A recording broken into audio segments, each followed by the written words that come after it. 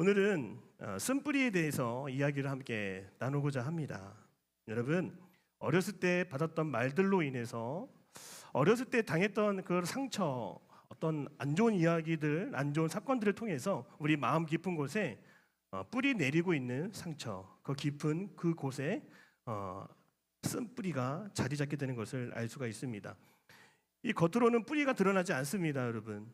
이 겉으로는 드러나지 않지만 사람들이 말을 할 때 왠지 거칠게 반응하고 민감하게 반응하고 욱하게 반응하고, 여러분, 그것은 바로 그 사람 마음속에 어떤 상처가 있지 않았을까, 이런 생각을 해보게 됩니다. 혹시 여러분들도 그런 마음, 그 쓴뿌리가 제대로 치유되지 않고 그저 오랜 시간 방치된 채로 살아오지 않았는지를 우리가 돌아봤으면 좋겠어요. 친절하지 못한 사람들이 있잖아요. 오늘 제가 준비한 설교 내용을 보니까 유난히 친절하지 못하고 다정하지 못한 그런 사람들을 쓴뿌리가 있지 않을까, 이렇게 생각을 합니다. 이런 쓴뿌리가 있는 사람은 다른 사람과 만나고 관계 맺기를 좋아하기보다 그 관계를 어렵게 만들 수가 있습니다. 우리의 생명력을 갉아먹기도 하고 관계를 끊기도 하고 혼자 있고 나를 건들지 말라고 하는 것처럼 외로운 시간들을 보내게 됩니다. 오늘 우리가 본문의 말씀을 통해서 어떻게 보면 인간적으로 이런 고통을 겪을 수가 있을까라고 하는 그런 고통의 사람, 바로 요셉을 우리가 얘기하려고 합니다. 여러분, 요셉은 쓴뿌리가 자랄 수밖에 없는 그런 경험, 그런 환경을 가지고 살아왔었습니다.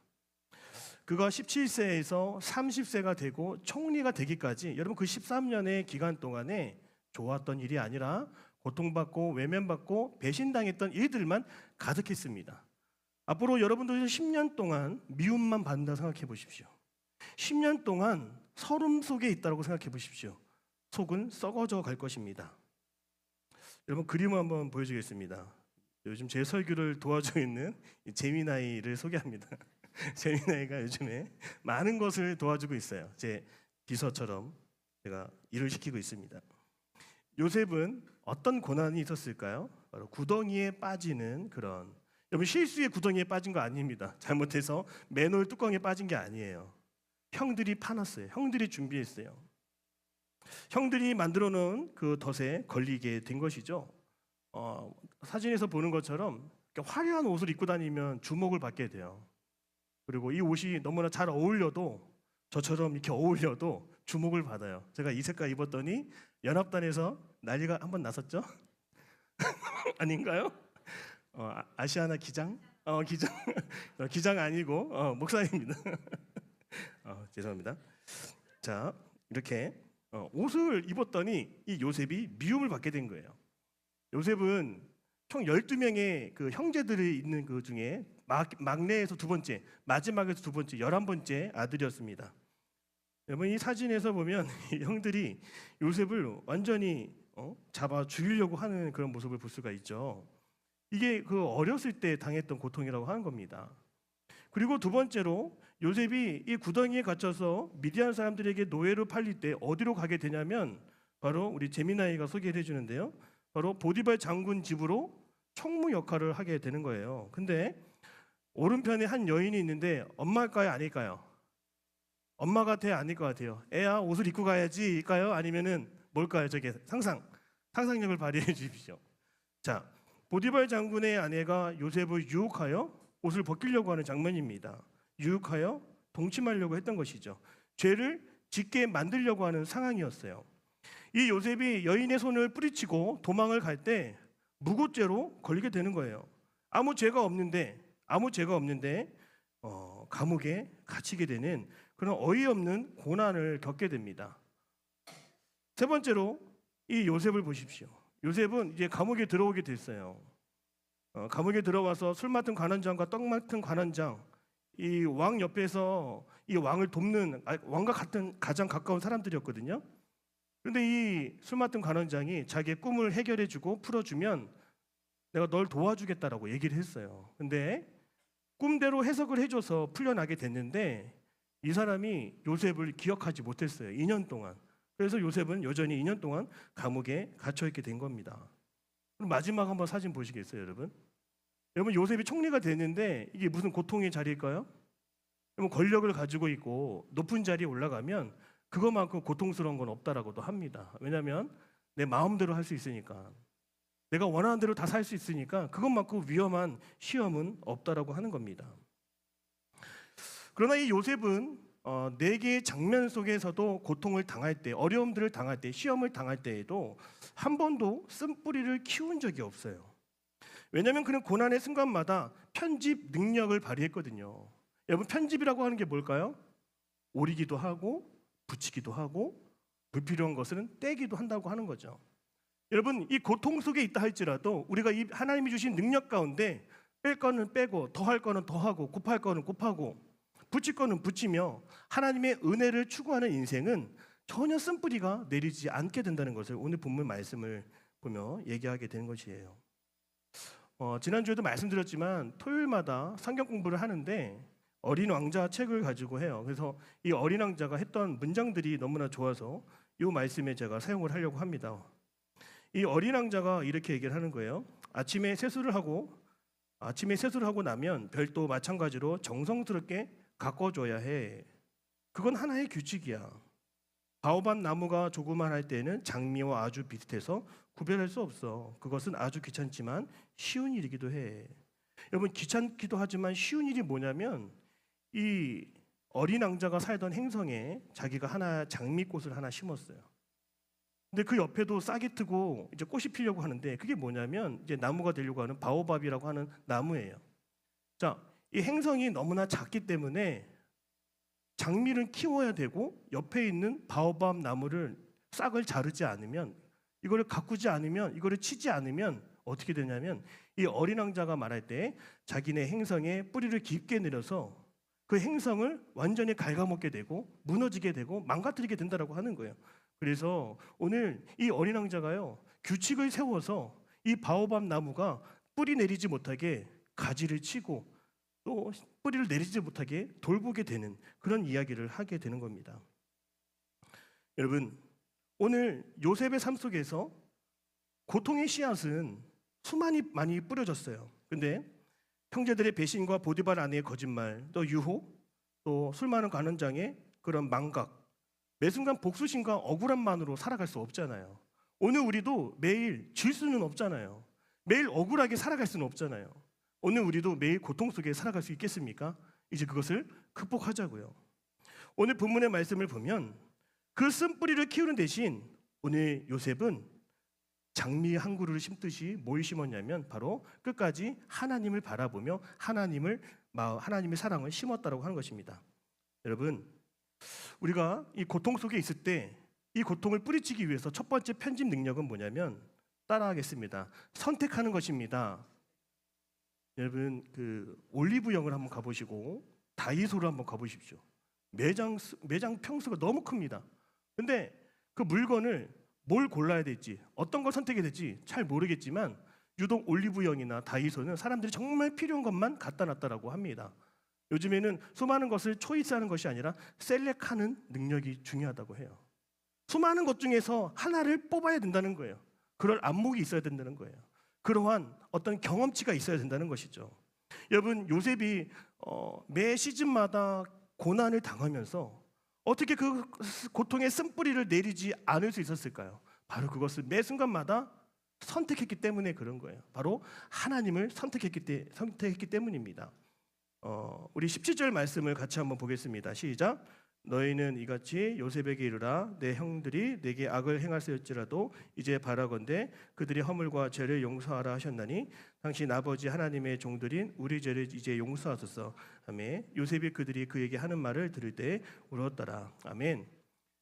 요셉의 아버지 야곱이 죽고 나서 모든 형제들이 다시 애굽으로 모이게 됐어요. 그때 형제들의 마음속에 뭐가 있었을까요? 이제 죽었다. 이제 요셉이 우리를 알아보면 우리 이제 목숨 끝났다. 우리 생명 다 잃을 줄도 모른다. 이렇게 얘기를 한 거예요. 이미 형제들의 마음속에는 고통의 쓴뿌리가 내려오기 시작한 거예요. 근데 이 요셉은 저들을 바라보면서 어떻게 행동했대요? 오늘 본문의 말씀을 보니까 그들이 그에게 하는 말을 들을 때 울었다라고 말하고 있어요.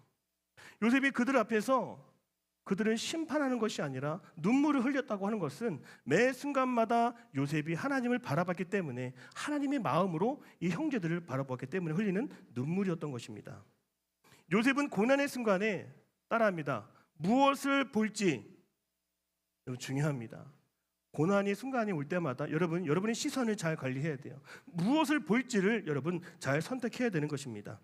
아마도 형제들이 막내를 빼고 형제들 10명이 자기를 죽이려고 했으니까 또 자기를 모함하고 또 감옥에 쳐넣은 이 보디발 얼굴이 떠올랐을 것이고 또 술 맡은 관원장이 내 꿈 해몽을 기억해주지 않고 여러분 마음속에는 나에게 고통을 입힌 나에게 상처를 준 사람들이 완전히 떠올랐을 것 같아요. 그런데 요셉은 사람들의 얼굴을 보면서도 그들을 선택하지 않았어요. 그들은 그들 위에 계시는 하나님을 끝까지 바라보고 하나님께 집중했다라고 하는 것입니다. 여러분 고통의 쓴뿌리가 뿌리 내리지 않게 하는 제초제는 바로 하나님이십니다.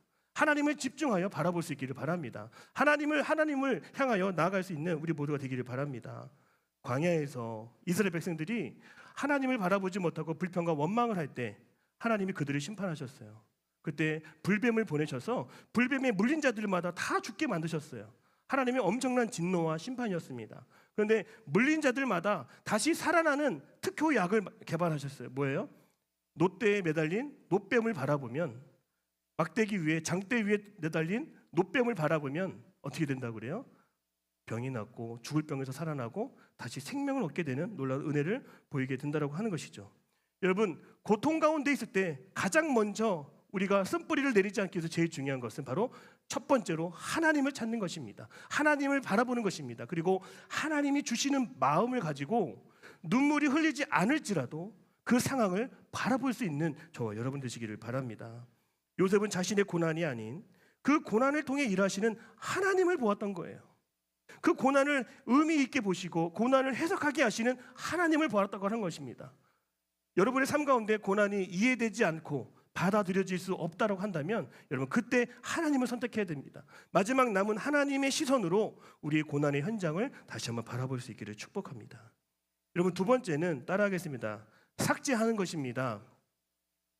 여러분 고난의 현장에 고통의 순간에 지워버려야 할 것이 있다면 무엇일까요? 내가 당했고 내가 어려움을 겪은 것을 잊어버릴 수 있을까요? 전혀 잊어버릴 수가 없습니다. 잊어버리고 지울 것은 없지만 우리가 빼야 하는 것은 무엇이냐면 따라하겠습니다. 심판자의 자리. 하나 더 이야기하겠습니다. 피해자의 자리. 여러분 우리가 고통을 겪을 때 내가 심판의 자리에 서게 되는 것입니다. 내가 누군가를 정죄하게 되는 거예요. 그게 고통의 쓴뿌리를 더 깊게 내리게 한다고 하는 것이죠. 나 저 사람 때문에 고난당했어. 나 저 일 때문에 나 망한 것 같아. 나 저거 가지 말아야 되는데 저기 가서 내 인생 꼬이게 됐어. 심판 자리에 올라서게 되는 거죠.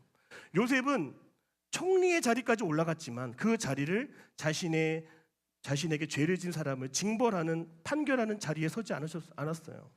그는 끝까지 심판자의 역할이 아니라 피해자의 자리가 아니라 끝까지 그 자리에 하나님이 계시기를 원했던 것입니다. 오늘 본문의 말씀 한 번 더 읽어볼게요. 19절입니다. 한번 같이 화면 보시고 읽어보겠습니다. 시작. 요셉이 그들에게 이르되 두려워하지 마소서 내가 하나님을 대신하리이까. 아멘. 우리의 인생을 심판하시는 분은 유일한 하나님 한 분이십니다. 요셉은 총리의 자리에 있었다라고 해서 심판의 자리에 그 역할을 하지 않았어요. 내가 어떻게 하나님을 대신할 수 있겠습니까? 당신들을 심판하시고 당신들을 징계하시는 분은 오직 하나님 한 분입니다. 여러분 오늘 우리의 삶 속에 계속적으로 고통의 쓴뿌리가 내려가는 것 중에 저는 한 가지를 생각해 봤는데요. 바로 그것은 우리의 심판 자리에 서게 하는 숫자라고 하는 것입니다. 오늘날 숫자가 되게 예민합니다. 어린 왕자에서도 이렇게 얘기합니다. 어른들은 숫자를 중요하게 생각해. 어린 왕자가 우리 집에는 어떤 화분이 있고 우리 집에는 비둘기 몇 마리가 날라와 이렇게 얘기하는데 어른들 뭐라고 얘기하는지 아세요? 얼마짜리 집이니? 그렇게 얘기하는 거예요. 여러분 얼마짜리 집인지를 통해서 그 아이를 판단하는 겁니다. 심판자리 자리에서 그 숫자를 보고 그 평균치를 보고 지지율을 보고 퍼센트를 보고 얼마가 찍혔는지를 보고 심판하는 자리에 서게 된다고 하는 것입니다. 오늘 누가 이 자리에 왔는데 어떤 가방을 올려놨더니 어머 100만 원짜리야. 벌써 판단이 쓰지 않습니까? 오 부자야 부자. 여러분 우리가 숫자로 인해서 사람들에게 라벨을 많이 붙여놓고 살아가는 것을 우리는 알 수 있습니다. 그 심판이 있으니까 뭐가 생기는 거예요? 패배자의 마음이 생기는 거예요. 특별히 성경을 보면 환자 앞에 붙여진 숫자가 많이 나오는 것을 볼 수가 있습니다. 먼저 요셉은 17세에 팔렸어요. 13년의 노예 생활을 했습니다. 그리고 30세에 총리가 됐습니다. 여러분, 17세에 팔렸다, 노예로 팔렸다, 뭘 생각할 수 있겠습니까? 지질이 복도 없지. 13년의 노예 생활을 했다, 인생 끝났네, 인생 망쳤네. 우리는 한 번에 판단해 버릴 수가 있습니다. 또한 신약 성경을 보십시오. 여러분, 38년 된 병자가 나오죠. 12년 된 혈루병자가 나오죠. 이 숫자만 들어도 우리는 가망 없음을, 이미 끝났음을 우리는 직감할 수 있습니다. 그리고 판단하죠. 그리고 실패자라고 규정해 버립니다. 골리앗은 구약 성경에 키 6규빗 한 뼘이라고 나와 있어요. 성경에 2m 9cm예요. 그 키 숫자만 들어도 이미 우리는 진 거예요. 이미 판단하고 우리는 끝났다라고 얘기합니다. 아브라함이 아내 사라를 만나서 아이를 낳을 때 100세가 됐어요. 우리는 벌써 실망을 합니다. 여러분, 숫자에 갇혀서 우리가 심판자의 역할을, 패배자의 자리에 올라서 있는 건 아니었는지 한번 돌아볼 수 있길 바랍니다. 여러분, 우리의 정체성이 어떤 숫자에 갇히지 않음을 우리는 알고 있습니다. 우리는 숫자로 우리 자신을 내세우거나 말하는 사람이 아니에요. 우리는 따라하겠습니다. 나와 하나님과의 관계 안에서 정체성을 입은 사람입니다. 여러분, 우리가 고통의 쓴뿌리의 대부분은 잘못된 규정에서 시작이 된다고 하는 것입니다. 나를 배신한 사람들의 말과 나를 평가했던 그 시선들, 나를 실패자라고 낙이 찍혔던, 또 나 스스로가 그렇게 여겼던 그 마음 속에서 우리는 쓴뿌리를 경험하게 되는 것입니다. 여러분, 나를 심판하지 말고 그 심판의 짐을 하나님께 맡길 수 있기를 바랍니다. 그 짐을 내려놓는 순간 우리 영혼이 자유함을 얻게 될 것입니다. 세 번째로 따라하겠습니다. 통합해야 됩니다. 여러분, 아무리 어려운 일이 있어도 이 사건과 이 모든 기억을 어떻게 해요? 하나님의 계획과 통합할 수 있는 그런 실력을 가져야 됩니다. 오늘 20절 말씀을 같이 한번 읽어보겠습니다. 20절입니다. 시작. 당신들은 나를 해하려 하였으나 하나님은 그것을 선으로 바꾸사 오늘과 같이 많은 백성의 생명을 구원하시게 하셨나니. 아멘. 내가 고통을 겪었으나, 오늘 본문 뭐라고 하는 거예요? 하나님은 그것을 선으로 바꾸셔서 오늘과 같이 많은 백성의 생명을 구하도록 나를 이 자리에 올리셨습니다. 해석할 수 있는 능력이 있는 거죠. 이 해석이 가능하려면 우리가 먼저 믿는 하나님이 선하신 하나님이심을, 또 나를 향한 하나님의 계획이 있음을 우리가 전제하고 있어야 되는 것입니다. 하나님 나라의 세계관 안에 우리가 옮겨 타고 올라타고 갈아타는 그런 능력이 있어야 된다고 하는 것입니다. 제가 몇 년 전에, 10년 전에 봤던 다큐멘터리가 있는데 화면 잠깐 보여주시겠어요? 자, 교회 오빠라고 하는 다큐멘터리인데 오른쪽에 계신 분이 이관희 집사님입니다. 촬영 당시에는 대장암 4기 말기였고 아내는 림프종 4기였어요. 부부가 암 환자였습니다.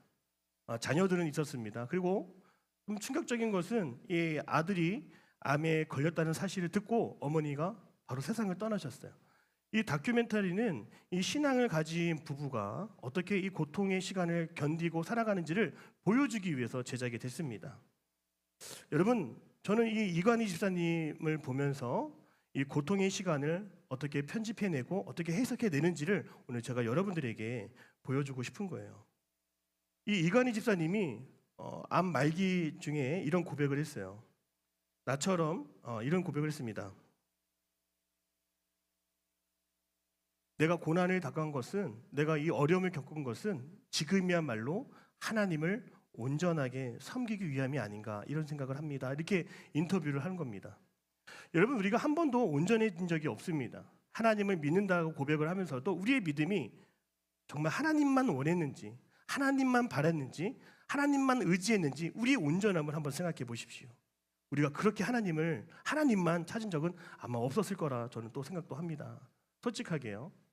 근데 이 죽음이야말로 더 이상 붙잡을 것이 없고 더 이상 방법이 없는 그 순간이야말로 정말 하나님만 보이는, 하나님만 택할 수밖에 없는, 하나님이 이런 시간을 통해서 정말 온전해질 수 있는 시간을 주셨구나, 이렇게 해석해내는 것을 제가 보게 되었습니다. 또 이 이관희 지사님이 이렇게 고백하는 거예요. 나처럼 고통 속에서 주님을 놓치지 않으려는 사람도 증거자로 삼는 것 같다, 이렇게 얘기하는 거예요. 고통당하면요, 상상을 초월합니다.